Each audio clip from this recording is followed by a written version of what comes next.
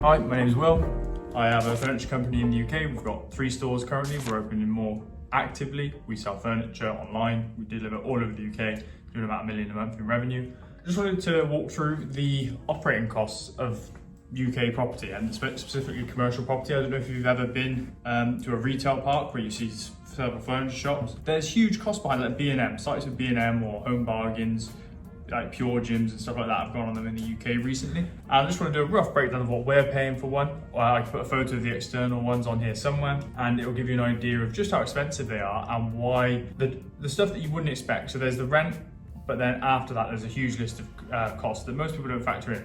And I just thought if anyone's considering renting a bigger property or renting on specifically on a retail park, if there's anything that you might find informative here to help you make a decision, maybe budget slightly better and go actually, because we obviously first going into it, we look at the rent and think, okay, we could pay that. But then once I explain some of these extra costs to you that we're faced with, I think you could be surprised and you'd have to bring the rent budget down or find one that's got a cheaper one of these costs through some means or another. So this site in Gloucester that we've got, it's 2 units, it's 20,000 square foot ground floor, and there's a mezzanine in one of them. With commercial property, they typically don't bill you for the mezzanine. They don't count it as space. They just bill on the ground floor. So we're paying £240,000 a year in rent for this site. It's 2 units. We use one primarily as storage, one is the showroom itself. We've got multiple sites across the UK. This one is the biggest though, so it's a good one to walk through. So something you don't think about straight off the bat is business rates. Now this is where everyone has a moan and groan about the UK economy and how it's managed. It's extortionate. So if rent is £240,000, the business rate is coming in between 100 and 140, we're paying about 120. It depends on your multiplier, and there is some reliefs available to be able to bring it down, but we're paying on top of the rent £100,000 a year in business rates to the government, to the local council. I'm not actually sure what for. I'm not sure what we don't use them for any services at all. There's a single thing on the site. I'll explain, we pay a separate charge for that to manage it, to have the site managed and everything like that. So that business rate is purely just given over to the council for the pleasure of being in that unit. You then have what actually goes towards maintaining the site, which is the service charge. So the service charge pays things, if you go onto a retail park, you've got like areas of like grass areas or trees that need trimming. You've got bins on the site where people use to sort of dispose of stuff. That will need changing, maybe occasionally security. Various other bits and pieces like that, that's what we pay about £25,000 a year service charge. That's on top of the rent, on top of the business rates. That is just purely to have people come around and sort of sweep up. They'll do that. At least you can see with that one, as much as it's a pain to have to pay it, you can see that you're spending the money and you're getting something for it at least. It's not always the best standard. They'll paint, in the past they've painted parts of things. Funnily enough, when the painters turned up, some of them are absolutely awful. They'll come right in the middle of the day, the trading day, interfere with customers. You speak to the council about it and they went with the cheapest quote. Obviously they're just looking to make a profit, we've paid anyway, so they just look at it and go, how can we get this job done for in the cheapest way possible? And yeah, but at least you can see something is being done with that money. So I can sympathise with that to an extent. Next one is insurance. So with commercial property, even though we don't own the building, we rent it. It's a pension fund that owns it, so we won't be able to consider buying it off of them. With future properties, and one or two of the ones we've got at the moment, we've bought them. So the landlord gets to take out the insurance. It's the same for all commercial property. They will then pass that bill. So insurance locally, they got their building protected. They'll pass that bill on to the tenant. The tenant actually pays for the building insurance via the landlord. So the landlord makes sure it's done. It's in their interest to do it. Then they pass it on to the tenants. Same pretty much everywhere. If you're taking out a proper lease, it's fully repairing and insuring lease. I think that's the term that's used, something along the lines of that. So yes, you have to end up paying that. Bit of a pain. Again, you look at it and go, like on residential, I've got some residential properties, you might own your own home. You have to insure your own home. And you're unable to pass that cost on to the tenant most of the time. The tenant might insure their stuff inside of the building, which again, we have to pay for as well.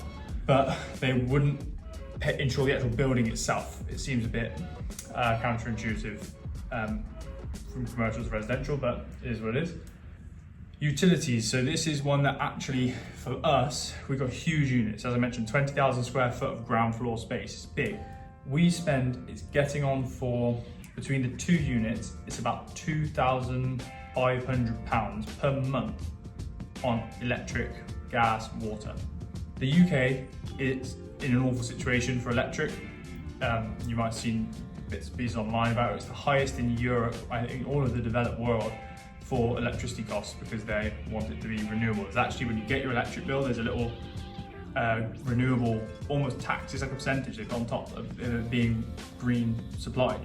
I think if you spoke to every single customer, every single business in the entire country and said you can make your electric 10% cheaper, like that, if it comes from coal, I think every single person across the board would do it. Anyone who doesn't do that, I think, is just genuinely in business for fun and they're not trying to do anything with their business, they're just trying to make themselves feel busy or important. Or they're minted and they don't need the money from that business, they can say, yes, okay, feel good factor, I'll do it. But in general, I would definitely, I would, if they could say it pollutes more and you reduce your bill more, I would do it. I think it's 100% a waste of time in the grand scheme of things. The UK is such a small country anyway, people like China, the electric consumption, or the pollution that they're trying to solve is completely pointless for the UK. About, and as a result we've got extortionate electricity prices. We're paying like say £2,500 a month, that's for electric. Gas, we don't even use gas, we have it's supplied to site, so we have to pay a small charge for that. And then water, which is, we hardly use any water, it's just staff, toilets, sinks, and so on and so forth. So that's 30 grand a year, so £30,000 a year on gas, electric, water, and we don't even really use gas, and we barely use any water.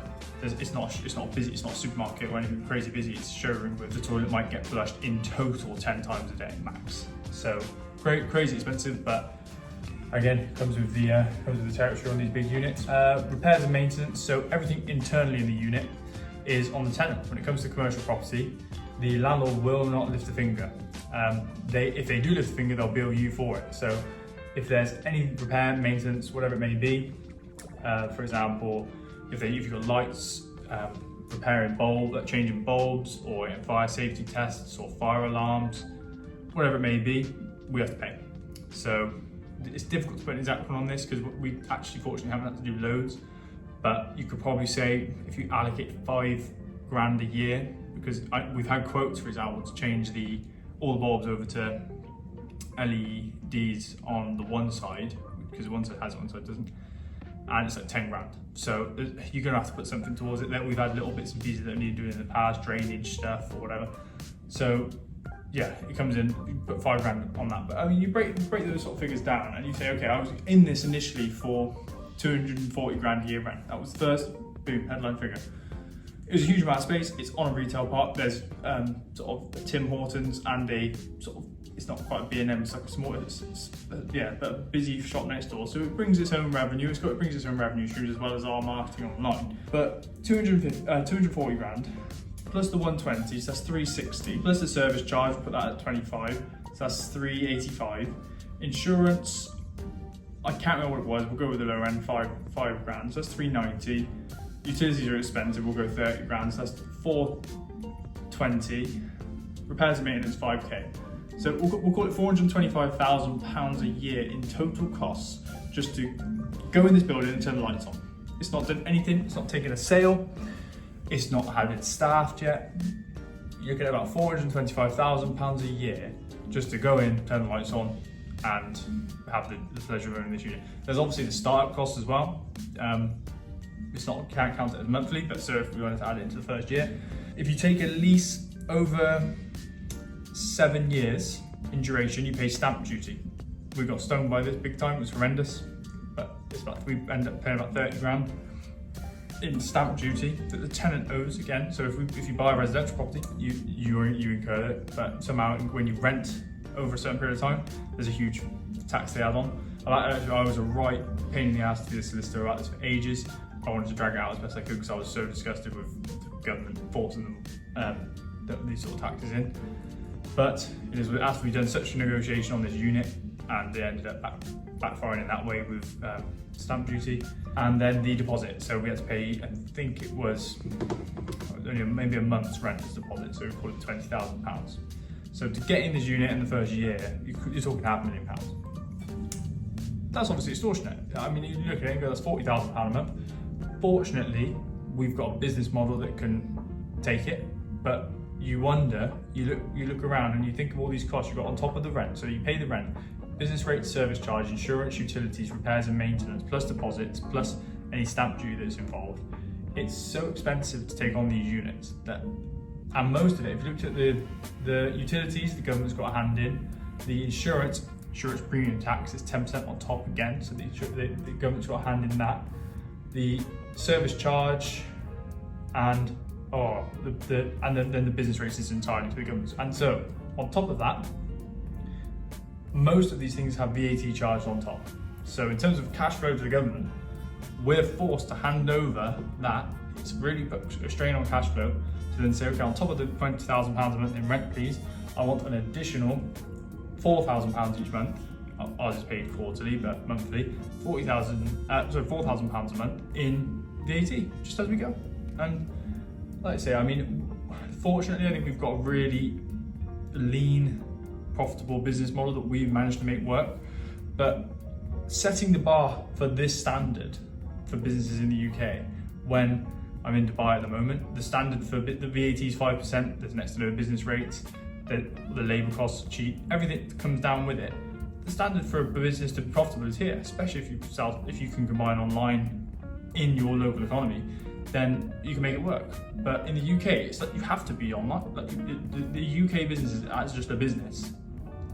Even with online, the game's rigged for the UK at the moment. I mean, we're really having to be very careful and choosy with the properties we take on. We're trying to make sure we're not paying for space we don't need. We're trying to buy the units so at least then the rent is saved. We can charge ourselves little or no rent, which cushions some of the other things, but you're effectively just cushioning the business people of the society, just to then, because you've got such a heavy burden to the government and it's put such a squeeze on people. Like I say, we're going to still pursue and grow, and I think our profitability is good, but I can fully sympathise with so many companies in the UK of where these things are expensive. If you wanted to, like I say, I'm happy to sort of keep my finger on the pulse of it all, but you want to be focusing on your business. You want to be looking at it going, oh, let's sell the product, let's improve the service, let's train the staff, let's look at the margins, look at the top line, look at the bottom line. And that bottom line with these government changes, I mean, we won't even get into PAYE changes and things like that. But yeah, it's pretty savage. I mean, fortunately, we're making money, we're doing all right, but it needs to be some sort of environment in the UK for bricks and mortar companies to really thrive. So hopefully those changes come in. I'm not really optimistic, and so we will try and buy smaller ones, no service charge, smaller business rates, and try and make sure we're really lean with our operation as a result. Thanks for watching. Catch you next time.